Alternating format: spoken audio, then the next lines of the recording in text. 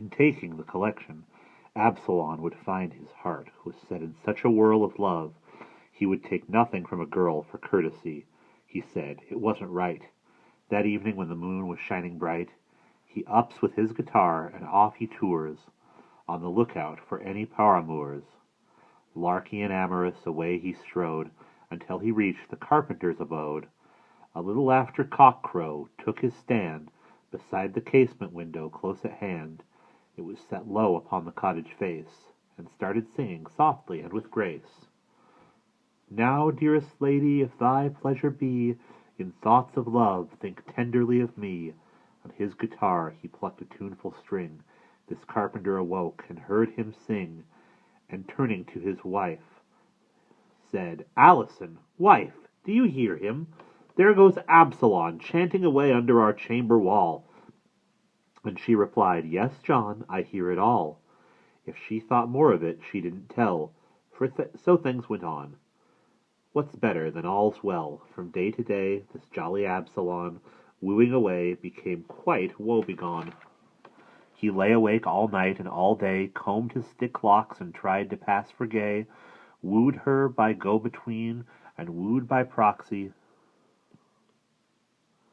swore to be page and servant to his doxy, thrilled and rollated like a nightingale, sent her sweet wine and mead and spicy ale, and wafers piping hot and jars of honey, and as she lived in town he offered money, for there are some a money bag provokes, and some are won by kindness, some by strokes.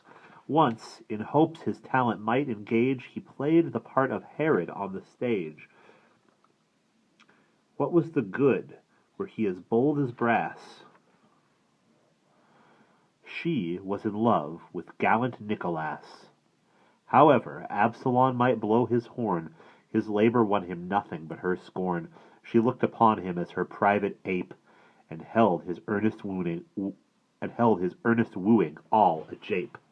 There is a proverb, and it is no lie, you'll often hear repeated, nigh and sly wins against fair and square who isn't there.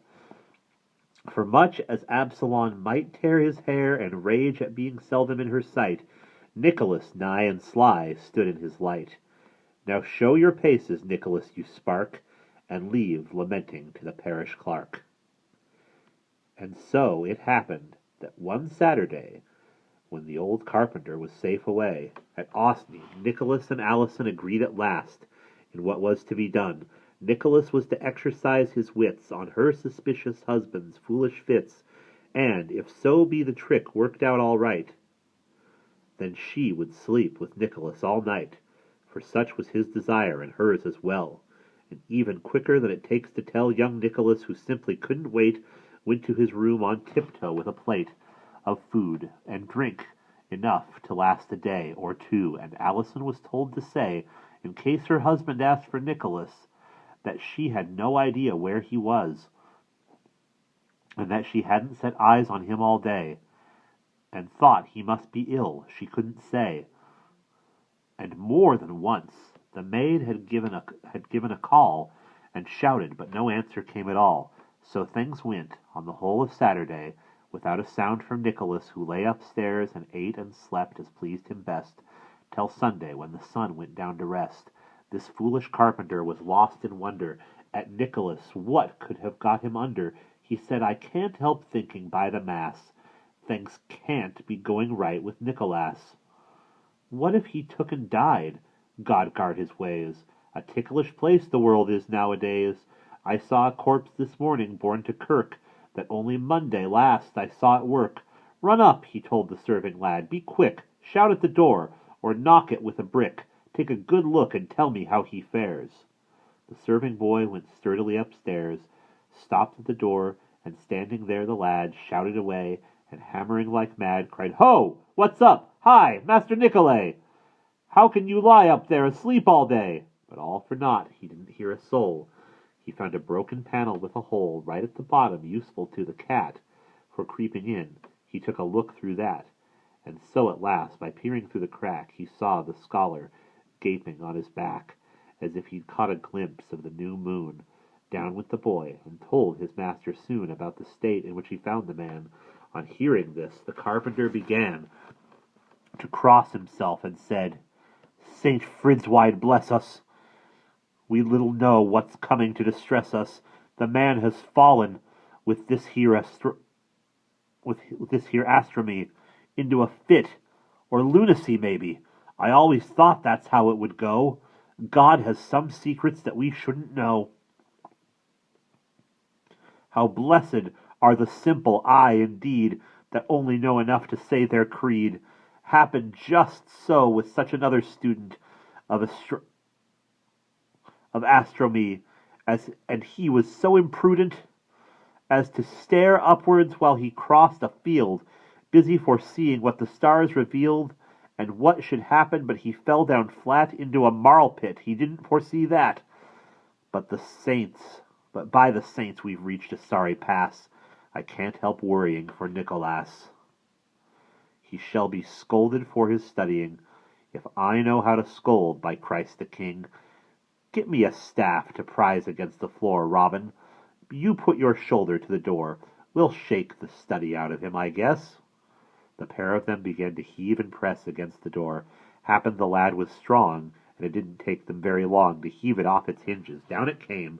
Still as a stone lay Nicholas, with the same expression, gaping upward in the air. The carpenter supposed it was despair, and shook him by the shoulders with a stout and purposeful attack, and gave a shout. What? Nicholas, hey! Look down! Is that a fashion to act? Wake up, and think upon Christ's passion. I sign you with the cross from the elves and sprites. And he began the spell for use at nights, in all four corners of the room and out, across the threshold too and round about. Jesu Christ and Benedict sainted, bless this house from creature tainted. Drive away night hags, white pater nostril. Where did you go, St. Peter Sauster? So it's drive away night hags, white pater noster. Where did you go, St. Peter's Sauster? And in the end, the dandy Nicholas began to sigh. And must it come to pass, he said, must all the world be cast away? The carpenter replied, What's that you say? Put trust in God, as we do. Working men, Nicholas answered. Fetch some liquor, then, and afterwards, in strictest secrecy, I'll speak of something touching you and me, but not another soul must know, that's plain. The carpenter went down and came again, bringing some powerful ale, a largest quart. When each had had his share of this support, young Nicholas got up and shut the door, and sitting down beside him on the floor, said to the carpenter, Now, John, my dear, my excellent host, swear on your honor here not to repeat a syllable I say, for here are Christ's intentions to betray, which to a soul puts you among the lost, and vengeance for it at a bitter cost shall fall upon you. You'll be driven mad. Christ and his holy blood forbid it, lad. The silly fellow answered, I'm no blab, though I should say it, I'm not given to gab. Say what you like, for I shall never tell, man, woman, or child, or him that harrowed hell. Now, John, said Nicholas, believe you me, I have found out by my astrology, and looking at the moon when it was bright, that Monday next, a quarter way through night, rain is to fall in torrents, such a scud, it will be twice as bad as Noah's flood. This world, he said, in just about an hour shall all be drowned. It's such a hideous shower, and all mankind, with total loss of life. The carpenter exclaimed, Alas, my wife! My little Alison, is she to drown? In his grief, he very near fell down. Is there no remedy, he said, for this? Thanks be to God, said Nicholas, there is. If you will do exactly what I say, and don't start thinking up some other way, in wise old Solomon you'll find the verse, Who takes advice shall never face the worst. And so, if good advice is to prevail, I undertake with neither mast nor sail to save her yet, and save myself and you. Haven't you heard how Noah was saved too? When God forewarned him and his sons and daughters that all the world should sink beneath the waters, Yes, said the carpenter, a long time back. Haven't you heard, said Nicholas, what a black business it was when Noah tried to whip his wife who wouldn't come on board the ship? He'd have been better pleased, I'll undertake, with all that weather just about to break, if she had had a vessel of her own. Now what are we to do? We can't postpone the thing. It's coming soon, as I was saying. It calls for haste, not preaching or delaying.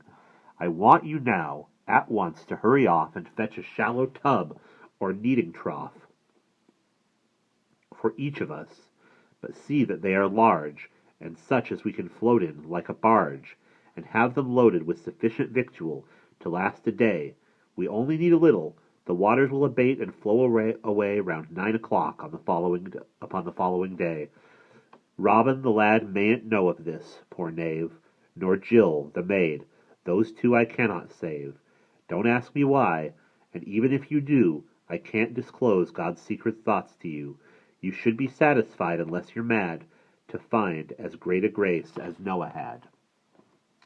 And I shall save your wife, you needn't doubt it. Now off you go, and hurry up about it.